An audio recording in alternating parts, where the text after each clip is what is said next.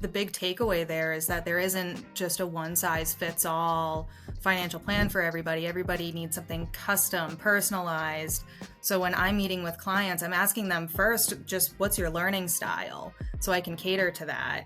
And then going through the basic needs analysis, what does it cost for your home, your bills, just your basic survival. And then when you factor in the income, is there anything left over after that? Let's start prioritizing the discretionary spending. What do we want to save for? Money is a key to open doors of possibilities, right? Like Absolutely. Nobody cares if you're just piling up money and it's not doing anything for you. Who cares that it's there? So if you're in the consumer rat race where you're just always building income and stashing it away, well, someday you're going to retire and think to yourself like, okay, great, I can support myself, but what am I really doing? Hey guys, and welcome back to another episode of Financial Mastery Simplified. I am your host, Jacqueline or Jax Crider, and today we have Miss Jenna Rose joining us. She is a financial coach and she and I have had many conversations, and I really have enjoyed, even though we have totally different perspectives on things, it's been awesome just to have those conversations with her. So Jenna Rose, please introduce yourself. Tell the audience a little bit about who you are, what you do, and why you do what you do.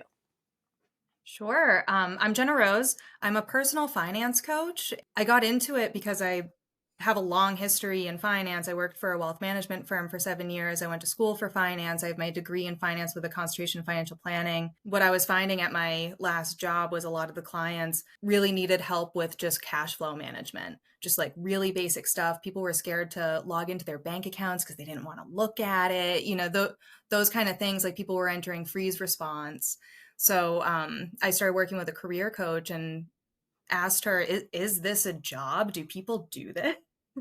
Like, I really love helping people with this stuff, and it's really not in my job description. Like, can I make a job out of this?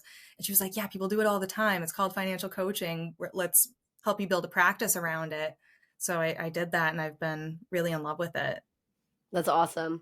Well, yeah, and I think there's so many jobs that like when I was young weren't even really a thing for the longest, but like as we've evolved as a society, we've realized that there are a lot more things that we need to handle, right? And deal with and challenges and things like that. So it's awesome, and I love that you're also really passionate about finances and financial education, and it's definitely why you and I, clicked in the conversations we've had, etc. I'm super excited, to have you just to kind of talk through some of these things because you and I are on the same page. We think that unfortunately a lot of people they're just afraid to make a plan. They're afraid to go through and kind of have an idea, even though we don't necessarily completely agree about exactly how you get there. That's okay. Because as I say all the time, you don't necessarily have to do it my way, right? Just because that's the way I would handle it or do it doesn't make it right necessarily.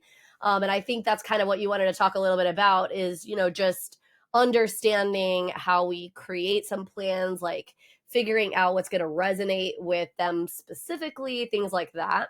Absolutely. Yeah. I think the big takeaway there is that there isn't just a one size fits all financial plan for everybody. Everybody needs something custom, personalized. So when I'm meeting with clients, I'm asking them first, just what's your learning style? So I can cater to that. And then going through the basic needs analysis, what does it cost for your home, your bills, just your basic survival. And then when you factor in the income, is there anything left over after that? Let's start prioritizing the discretionary spending. What do we want to save for? Let's build some plans. And I think that process is incredibly important. Yeah, I think too often, and honestly, with as many things as we have going on in life in general, it's super easy to just get caught up in trying to live life and not really stepping back and saying like, okay, where do I want to be? What does this need to look like? And especially with money, because there's so much negativity sort of surrounding it, right? I mean, a lot of people think it's kind of evil. And then you have other people who feel like I'll never have enough of it, right? There's like that scarcity mindset happening. And so there's so many challenges when it comes to just how you think about money, right? Like what kind of a plan you want to make. And I think for so many people, like you said, it's easier just to not log into the bank account, right? Like, let me just go focus on making the money and then The rest of it will figure itself out. And even though, yeah, life does end up figuring itself out to a certain extent, it's not always the best solution, I'd say, right? To like getting to exactly where you want to be and ensuring that whatever life you want to live, that you have done it in the best way possible. And I know that you probably agree with that too, but maybe I'm wrong. Maybe I won't speak for you. No, I totally agree. I mean, I think the missing piece for a lot of people is that money is a key to open doors of possibilities, right? Like Absolutely. nobody cares if you're just piling up money and it's not doing anything for you, who cares that it's there? So if you're in the consumer rat race where you're just always building income and stashing it away, well, someday you're going to retire and think to yourself like, okay, great, I can support myself, but what am I really doing? And I think that's a missed opportunity for a lot of people. Something else I run into a lot is people scared to look at their bank account because they think if they make any moves with their money, they're going to make their situation worse. And that's not true. Some people just need a little bit of validation and support, and that's okay. I'm happy to be that person. Sure. But just taking the steps, thinking about what you want and what your money can do for you, and what tools are out there to help you get to said goal quicker. Right. Oh no, absolutely. Well, and I think it is hard because a lot of how we handle money comes from like childhood or some kind of trauma that we have experienced. And I personally think that a lot of like, people in the financial space or whatever, they think that there's like this one size fits all approach, like everyone should handle it this way. And the truth of the matter is like we're all so different, like what we've experienced in our lives, whether it be childhood or beyond, right? Like what, making choices and maybe some of them didn't work out as well as we had hoped. And so it puts us in a financial bind. I mean, I tell on myself all the time that my husband and I, a few years back, took a fairly large risk. And yes, the risk is very likely going to pay off in a lot of ways, but it has created some giant challenges. So it's super easy for me to want to beat myself up and say like, man, should I have taken that risk or, whatever. But the truth of the matter is what's done is done, right? Like whether I should have taken it or not at this point is irrelevant. We took it. It may or may not have been the smartest decision, right? And all I can do is like figure out how to learn from that piece and then move on down the path as opposed to beating myself up. So I think that's great that you validate some of that, right? Or maybe shift the mindset because it's very hard. And I say that like and I always tell people, please understand, just because I work in this space does not mean that I'm perfect by any stretch, right? Plenty of you, I'm sure, look at my financial decisions, and I joke all the time about my 800 cups that sit behind me that are the same thing, and the minimalists that watch the show are like, Jax, you don't need 800 purple cups. My really good friend Shanna is like that, and literally she'll always be like, I don't understand, why do you own so many of the same thing? And I'm like, I don't know. Okay, I don't know. You know what? It makes you happy if you have it baked into your spending plan, by all means, have all the cups. As long Right. as you're achieving your goals. And then on the mistakes piece, the fact of the matter is everybody makes mistakes. Whenever you're working towards a goal, there's going to be it's an overall upward trajectory normally, Right. but you're going to have peaks and valleys, like highs and lows along the way. And you just have to look at those mistakes as a mere step on the path to success, I think.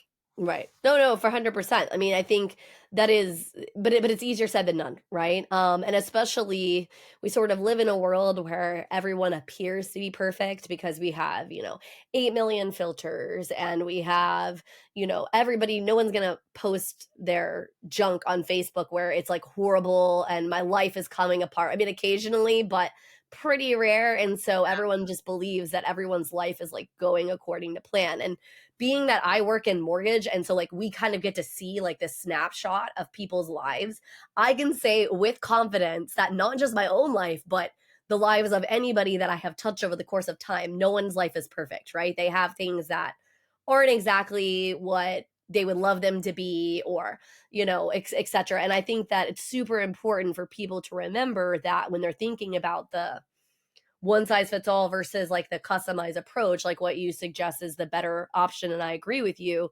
is it's okay. Like it's okay to be different. It's okay for your plan to not be exactly perfect and for it to flex, right? I mean, plans change. All the time. I mean, human beings are continuously evolving. So I think it's important to check in with your plan every once in a while, even if it's just like twice a year. It doesn't have to be all the time, but just check in. What's going on with you now? Or are your goals even still the same? Are you into the same stuff? Are your habits still the same?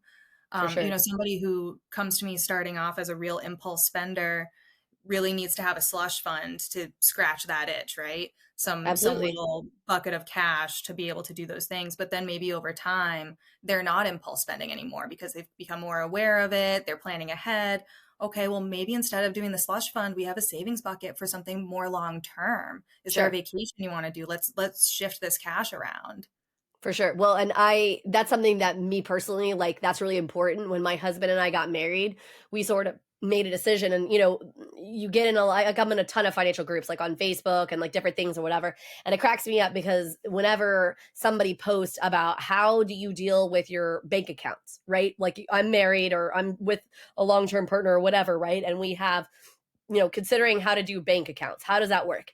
And I always laugh because I always think, well, it depends on the couple. Because for us, what works is we have a main joint account where most of our money flows into, but then we each have a side account where we have some money that flows into those accounts where if we want to make a big purchase, we don't need to, ask permission, so to speak, right? I mean, I understand with your significant other or spouse, it doesn't necessarily have to be asking permission, but to a certain extent, when you're making a little more expensive purchase, usually if it's coming out of joint money, you do want to ask, if this is okay, if this is something, etc. But it allows us to have some ability to spend on our own so that we don't necessarily have to account. And for me, that comes from the trauma of when I was married the first time, I couldn't go to Target and spend $20 Yeah.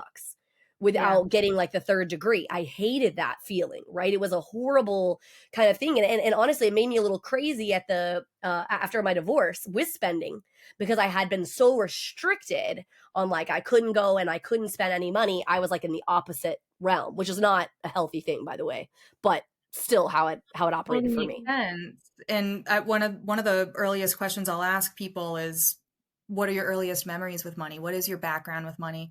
And you often find that people with controlling backgrounds, whether it be with a ex-spouse or their parents controlling their spending, they become impulse spenders later in life because they're going to associate spending with freedom and Right. creativity and all these different things that people with a different background are not. So that just, proof in the pudding right there. You need to have a custom plan. Sure. And I know so many people are adamant on, if you're in a marriage, all your finances need to be intertwined. And I don't believe in that at all. I think it depends on the couple. It depends on the backgrounds. I'm the same way. My partner and I, we have like some shared savings towards specific goals, but then we manage our spending totally separately because we both just value that freedom and flexibility. But some people really, really value having it all together and seeing everything all at once. Yeah, You got to do what absolutely. works for you. Stay tuned. We'll be back right after this message from our sponsors. Imagine having the power to control your financial destiny, no matter where you start. Welcome to the Financial Mastery Simplified course and resource platform, where financial education is tailored to your unique journey. We cover everything you need, from basic budgeting and saving strategies to advanced investing and retirement planning. Learn at your own pace with lessons that match your level of experience. Whether you're a beginner or looking to enhance your financial knowledge, join our community of learners and benefit from shared insights and expert guidance. The Financial Mastery Simplified course and resource platform equips you with the skills and confidence to take charge of your financial future. Ready to master your finances? Enroll in our courses today at the Financial Mastery Simplified course and resource platform. Start your path to financial independence now. Hello, and welcome to PBJ Mortgage, where your home ownership dreams become reality. Today, we want to share why choosing PBJ Mortgage is the right choice for your home financing needs. At PBJ Mortgage, we're built on a foundation of values that drive us every day. Our commitment to educate, empathize, and empower our clients sets us apart in the mortgage industry. Our clients are at the heart of everything we do, and their success stories speak volumes. With years of experience, our team possesses in-depth knowledge of the mortgage programs, ensuring you receive expert guidance and the best possible rates. We offer a diverse range of loan options to suit your unique needs, including conventional, FHA, VA, and more. No matter your situation, we've got a solution. At PBJ Mortgage, we pride ourselves on providing personalized service.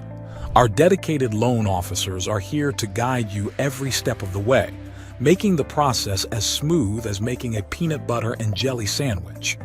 We understand that time is of the essence, which is why we've streamlined our processes for efficiency and convenience.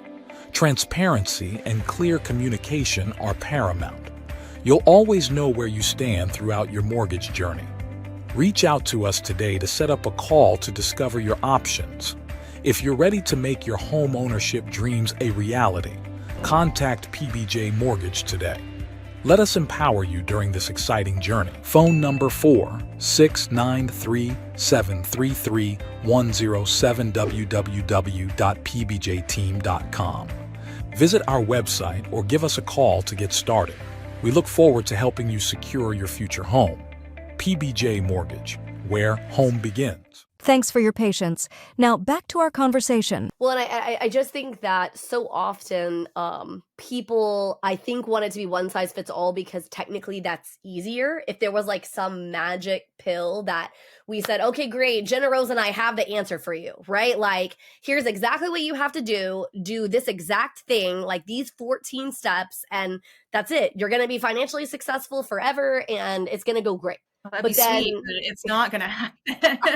I know it would be great, right? Like that in an ideal world, that is what would happen, right? It would just be that easy. And I think if you really think about it and you think it through, right? This is why there's not one kind of laundry detergent or one kind of anything really, right? Like think about, cereal or even milk types, right? Like just like on a really basic kind of a level, if there's that many opinions and thought processes and what works best for people, if somebody is sitting there telling you that it's one size fits all, that everything has to go this way, I'm telling you, they don't have your best interest, or they're probably trying to sell you something very specific that it only fits in that box, right? Yeah. That's just how it is. And it cracks me up, I think, that people get so fixated on that. And I think it's because it's a little hard to do the self-reflection, right? Like, I mean, I don't necessarily love admitting to you and everyone else who listens to this podcast that I can be an excessive spender. My dad jokes, like his joke for me is, well, if one was good, four would be better. And I'm like, Thanks, Papa. It's so sweet of you to say that or whatever, right? But, sometimes for me, it's just like how my brain works is like I buy something and then I like the thing and then I look for like the improvements of the thing. And that ends up with me having way more than I should, if you will. I will. But I mean, so I know that you said that you asked them questions about their specific attitude towards money, their first memories towards money. I mean, what else would you suggest for people to start unpacking how they create a custom plan? You know what I mean? How they open themselves up to be able to approach someone like you who is going to help them create some of this plan for them. So like what are your best recommendations for people listening who are like, okay, so you convinced me, I need a custom plan. Like how do I come up with that? How do I figure that out? I think step one is just reach out to a financial coach and just make that step to communicate. You don't have to go and do a bunch of legwork with your finances. If you just start talking to somebody, that person is going to feel you out, break down some baby steps that are custom for you, that are actually going to be realistic, easy, and not daunting. And then that will snowball into a more intricate plan that is for you. Now, if you're trying to do it all on your own, I would say think about your past with money. Think about what emotions you tie to money. Is it safety and security? Is it shame? Is it freedom? And think about what shapes that. Think about what your priorities are in spending and start ranking your expenses. Obviously, you have to cover the basic needs, your living expenses and all that. Sure. But is there anything left over if you subtract those expenses from your income? Start shaping that around the things you really want to do. Start thinking about the things you want to save for and build a bucket. You can look into what tools are out there. And when you're looking at tools like accounts and different things like that, compare, do a little bit of research, see what, because I think when you are Googling different accounts to use that'll maybe earn you some money, like a high yield or something like that, you're going to get the sponsored stuff first. And when you dig into those, there's minimum balance requirements, there's maintenance fees, there's all kinds of stuff. But if you dig a little bit further, you're going to find things that are completely free that maybe have no minimum balance requirements, have better rates, things like that. So I think it's just setting some time aside at the end of the Yeah, day for and, sure. and looking into it. Yeah. Well, and I also a lot of times recommend people to sort of think outside the box. Like, for instance, a challenge we get a lot from people is, well, I'm struggling to save for a down payment, right? Because it's a large chunk of money, and especially if they're not particularly great with money, then maybe they are struggling to be able to save that amount. And so I'll say, okay, well, then almost in a weird way, play a game with yourself, right? Kind of trick yourself and take an amount of money, like open an account where you can't really see it, you don't really look at it very often, you're not really going to touch it, and even something that it's going to take you a while to get it. So for instance, like, it's so easy for me when I have multiple accounts with Chase to just move that money if I'm ready to use it, right? Like, just literally transfer it accounts, and then boom, I can have it in cash, I can spend it on my credit card, I can spend it however I want, right? Yeah. All And so instant. a lot of, what'd you say? I was just like, it's all instant. Right, exactly. It's like instant gratification, I can have it. Well, when I was saving and I had specific idea of a big goal in mind, I literally had money pulled out of my paycheck and moving into an account that I pretty much never saw. And in fact, if I wanted the money transferred into my main account, it would take like 3 days. Well, guess what? Yeah. If I got 3 days time to think about it, it's gonna be more of like, do I really need that thing? Do I really need to buy or whatever that thing? And then, because usually the answer is no, right? I mean, a lot of times it's that snap thought, I want to deal with that, and it doesn't really necessarily make a lot of sense, at least for me. And I actually did the same thing. I was really struggling with savings when I was in my 20s, and I started just automating $10 a paycheck. Something really small. I wasn't going to notice it. Just put it in some account far away. Don't Exactly. think about it. And then I think a year later, I had a few $100 in there. It was awesome. I was like, oh, I can repair my car without taking debt. Like, it was great. That Well, was a huge crossover for me. oh, for sure. Well, and that's a whole thing too, is like, so for instance, I created like a free budgeting tool, which literally just helps people track like every single day, because I will argue until I'm blue in the face, what usually kills your budget is not your big bills, because you usually planned for those. Like, you looked at your amount that you're making, and you looked at, like, what your rent or your mortgage or whatever those things were going to be, and you figured out what those things are. But what kills you is you make, a Starbucks trip every day, or you stop into the local convenience store and you buy a drink or whatever. And there's nothing inherently wrong with any of those things, right? However, if you're not looking at where the money is actually flowing, it's real easy where, 3 days later after payday, you're broke because you just went through or whatever. And so a lot of times people don't realize that you're right. It, like, $10, you're like, but it's $10. Like, it's just not that big of a deal. But it is when it starts adding up, right? When it starts kind of coming together and adding up. And a lot of people don't think that all the way through. So you're right. Everybody should just, if you're listening to this and you're thinking, well, I don't have the money to hire Jenna Rose to be my, financial coach or whatever. Okay, great. That's fine, right? And Jax, I don't have the money to buy a house yet, and I don't even know if I want to own a house yet, right? Or any of that. It's great. Figure out how you start small, right? First of all, like Jenna Rose said, how are you, like, what are your core beliefs about money? Start there, right? What do you believe about money? What do you struggle with? Are you a hoarder of money where you aren't living life whatsoever because you're holding everything so close to the vest?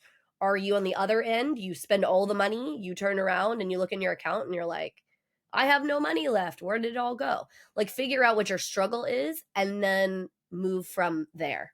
And I would say, I think we see a lot more people struggling with spending money because it's so easy, right? Like, it's so simple. We made it too easy for people to spend money. Like, I don't know. So easy for people to spend money. It's out of control. I mean, literally Facebook, I think Facebook, Chrome, shop, all of these things. Like if I literally go and I want, like, I don't even have to enter my credit card number anymore. It like already knows. It's like, don't worry, Jax, we're just going to send you a code on your phone. You're just going to enter the code in and then boom, you're going to have purchased it. It's kind of terrifying actually how quickly you can spend that. Not only that, but how so many services now are on this subscription model. It used to be you paid once for something and then you just had it. But now you Absolutely. have all these subscriptions that add up, and so many people don't even realize that they're paying for these subscriptions. Like they think they just paid for something 1 month, and then they're not looking at their account for a whole year, and then they, lo and behold, they spent $2,000 Yep. on either a gym membership or maybe a coaching membership, or, all kinds of different things. And it's like, well, did you actually use that service? No, you Absolutely. threw a bunch of money in the trash, and that is that's a cycle I'd love to break. Oh, for sure. Well, and honestly, I say all the time too, think about why like subscriptions are so effective. It is effective because you convince yourself mentally it's just $5. It's just $8. It's just $10. Whatever that is, right? Like whatever that amount of money or threshold for, it's not that big of a deal. Mhm. And then you're right. By the time you look at it, and that old saying like hell, the road to hell is paved with good intentions. We all think when you get the gym membership, you're gonna go. Let's be real, right? Like you're not paying the money because you're gonna say to yourself, like, man, I want to pay $50 a month for my gym membership, but I'm not gonna go. I just really like taking $50 and lighting it on fire. That sounds like a really fun plan. Like, let's do that. Nobody's saying that, guys. Like, none of us. But then what happens is like you just don't really think about it. And she's right. It just comes out of your account and you just don't really think about it. And by the time a year or 2 years or however long it has gone by, you look at it and you're like, man, I went to the gym like 3 times. Like I could have literally bought whatever equipment I used and had it at my home or Yeah. whatever, right? And so I think, and I will argue till I'm blue in the face, that the biggest problem we have as a society is not just money. It's not just, the attitude and the thought process. It's knowing yourself, right? Like it is knowing yourself. Like you literally have to ask yourself hard questions and they're not necessarily fun, right? Like I said, I mean, it's not exactly like I love admitting that like I have a shopping problem. I do, but like I don't love to admit that. It's not like I'm going to go to parties and be like, hi, I'm Jax Crider. Oh, Jenna Rose. Okay, cool. Did you know I have a shopping problem? Like, you know what I mean? Like nobody wants to admit that kind of things about themselves. But if you don't come to some sort of realization, either because you're working with somebody who's holding your feet to the fire, like Jenna Rose, who's saying, hey, what are we doing with this? Why are we doing it? What's our plan? What's our end game? If you're not going to willing to do that, then you have to be accountable to yourself and ask yourself the hard questions. And you're just answering to you, but you're never going to get to where you want to be if you're not willing to ask hard questions.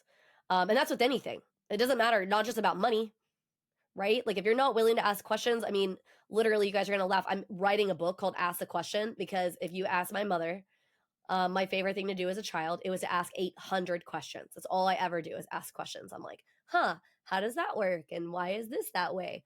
But you have to not be afraid to ask questions. Like you are powerful beyond measure. Each and every one of us are in our own way. You are able to live the life you want, but you have to take the bull by the horns and just say like, okay, I'm going to do it.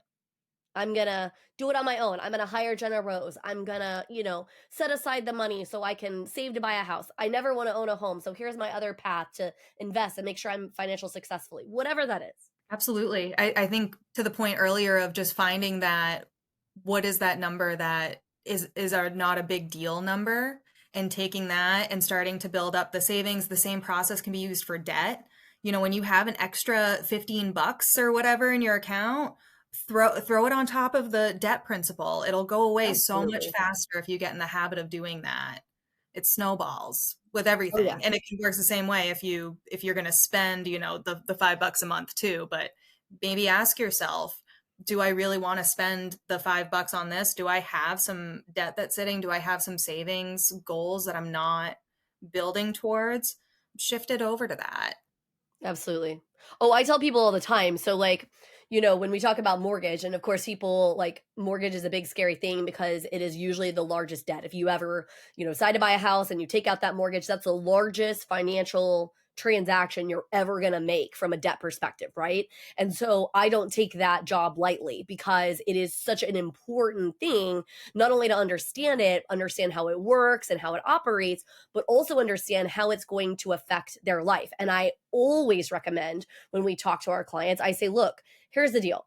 When you go ahead and you start making your payments, I highly encourage you pay a little extra towards principal, even if it's just $10 or whatever, because the reality is your taxes and your insurance are going to raise over time, right? Like that's not something I get to control. And that's just life, right? I mean, even if you weren't owning a home, you still would have insurance costs rising on renters insurance and everything else. That's just the way life works, right? We have inflation, whether it's a big amount or small amount, it's always going to be raising. So insulate yourself a little bit that way because you're going to be paying a little extra. And so when it increases, it's a little less of a hit to you.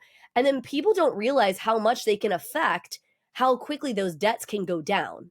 I mean, Oh I my tell God. the story. Yeah, I tell the story all the time. So when I was 22, I bought my first house and my payment was like $1,200 a month, roughly. I think it was like $1,250. I paid $250 more. And I understand not everybody could do that, right? So I paid like $1,500 directly towards principal.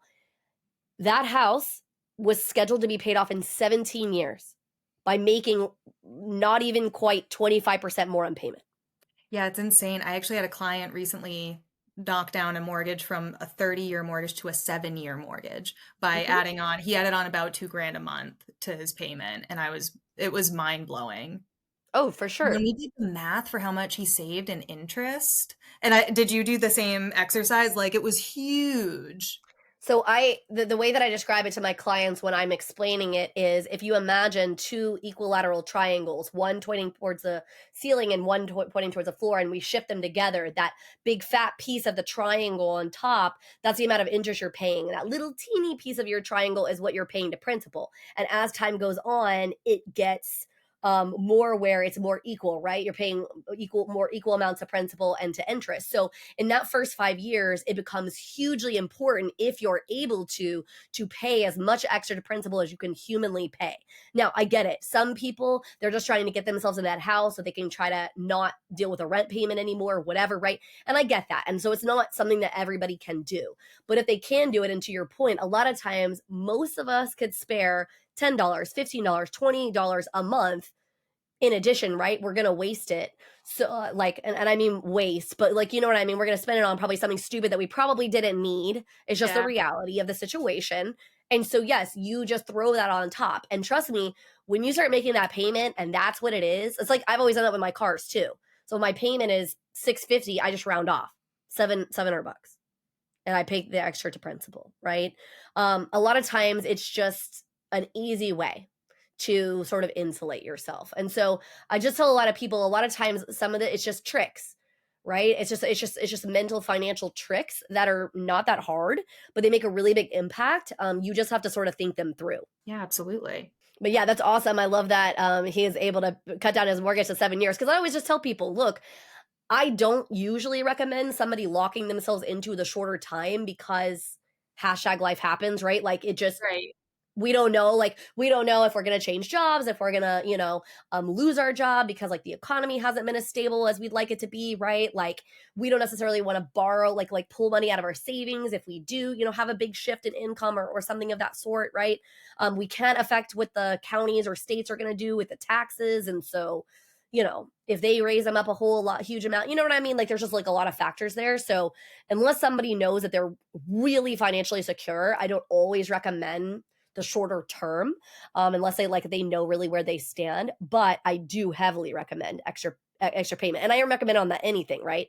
Any kind of debt you've got, especially the ones that are compounding interest, which a lot of people don't understand that concept either. For those of you listening, basically your credit cards are just legalized loan sharking. They have insane interest rates, and they are daily compounding interest, and that's not a great thing.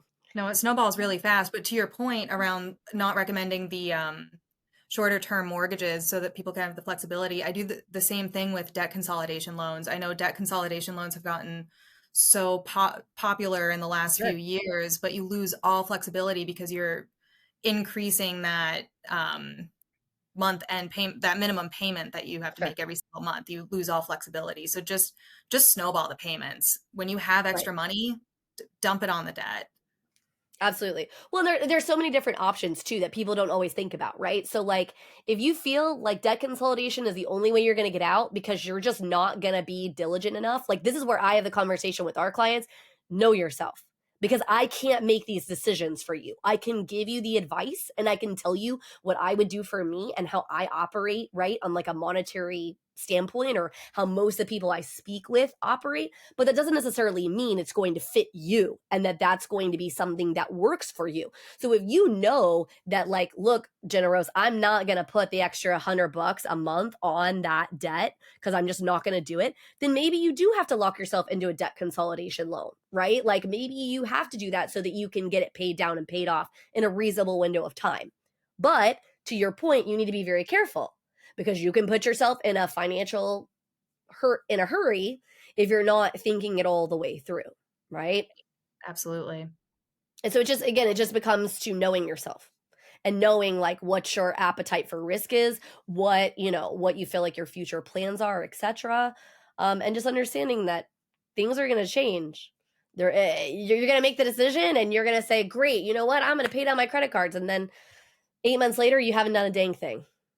And then maybe you have to be asking yourself hard questions. Should I really consider that or whatever? Or can I hire somebody, maybe like Jenna Rose, who's going to kind of hold my feet to the fire and say, Jax, are you paying down those credit cards? We talked about this. We had 400 conversations. Why aren't we doing it?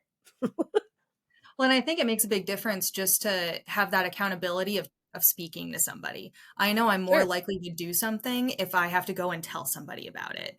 And I was 100%. talking to somebody recently about like running outside, like I like to jog, but if I'm just in the woods and nobody's around, I'm probably gonna shuffle a little bit, probably gonna walk a little bit because nobody knows. But if I'm on a main Absolutely. street, I'm gonna put on a good performance. And I think that same logic applies to everything. If you have to do something in front of people. For sure. Yeah. Well, and we live in a society where it is really, because we have so much going on, it's actually really difficult sometimes to stay accountable. It's not like a shame thing. It's not like you don't want to do the work or you don't want to do the thing or you want to just be like, screw it. Like I want to be financially responsible, right? Like that's not what it is.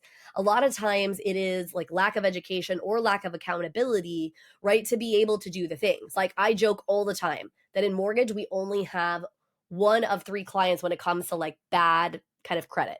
I say there's client one. Client one is a client that they used to have great credit, but something bad happened, right? They lost a job, maybe a significant other, passed away. Something happened. So they were on track and they had really great credit, et cetera. And then something bad happened to them, right? Client two is a client that always broke my heart. They didn't have the education. Okay, so that's like where this all came to play and why I started creating, financial resources that were free and some paid and creating a podcast is because my heart goes out to the people that just don't know, right? Nobody ever told them, nobody ever, et cetera. And the beautiful part about right now is we have more resource and ability to find those things than we ever have. And then client three was a client that I always said I couldn't help. They don't care. They don't care about making their payments on time. They don't care about what the financial repercussions are. They just don't care. And that's a person that no matter what we do, we can't help, right? So there's just nothing that can be done. But you're right. We are way more likely to do the thing if somebody is watching us or holding us accountable. So if you can't hire Jenna Rose, which you should, but if you can't do that, I highly recommend you find somebody to be an accountability partner. Maybe you have a friend and you and them are listening to this together and you're thinking, man, like we need to stay accountable. We're not quite there in the financial level to hire somebody, which Jenna probably will tell you in a little bit. She'll do a consultation for you, like, for free, have a little conversation with you. But if you don't feel like you're there yet, it's okay. Baby steps, right? Yep, Just absolutely. take step one. Find somebody that you can hold yourself accountable with, whoever that is, that you feel like is not going to judge you, that you feel like is going to like actually do that. They're not going to be like that friend who is like, it's okay, Jenna Rose, that you didn't do what you're supposed to do. Like, I don't really care. No, you need somebody that it's not going to shame you about it, but also is going to be like, man, Jenna Rose, like we made this like agreement. Yeah, just what's going on? Just start asking Right. questions. Exactly. Yeah. Exactly. Stay tuned. We'll be back right after this message from our sponsors. Welcome to Financial Mastery Simplified, your go-to podcast for making smart money decisions. We break down complex financial topics into easy-to-understand advice you can use every day. Our experts cover everything from budgeting and saving to investing and retirement planning. We give you the tools to take control of your money and build the future you want. With Financial Mastery Simplified, you'll feel informed and empowered to make the best choices for your financial health. Tune in to Financial Mastery Simplified on your favorite podcast platform. Start your journey to financial confidence today. Welcome to House U, where we believe in the power of education. At House U, we're more than just a brand. We're your partner in home ownership, dedicated to educating, equipping, and empowering you every step of the way. Education is at the heart of everything we do. We offer comprehensive resources designed to make home ownership simple and accessible for all. From understanding mortgage options to mastering home maintenance, House U provides the knowledge you need to make informed decisions with confidence. We host workshops and seminars, bringing together experts and community members to share insights and build a stronger, more informed community. Because when you're educated, you're empowered. House U, home ownership made simple for all. Visit our website or contact us today to start your journey with House U. Empower yourself with knowledge and embrace the joy of home ownership. Thanks for your patience. Now back to our conversation. Yeah, and I think the asking questions piece is probably one of the biggest takeaways. That's some of the best advice I've ever received in life is ask questions, which sounds so silly, but question everything.